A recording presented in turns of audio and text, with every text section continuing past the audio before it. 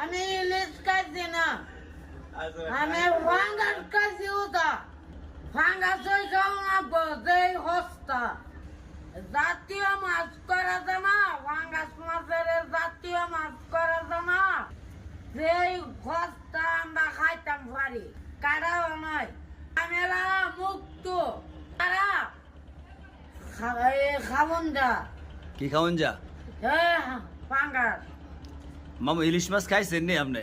না, ইলিশ আমি খাইছি না। চোখে দেখছেন নি? অত বড় হয়েছেন যে। না, আমি দেখছি না। দেখছেন ইলিশ মাছ দেখছেন না? না, আমি তো দেখছি না। কালোই নাকি দলই নাকি সাদা কি ইলিশ মাছ? ইলিশ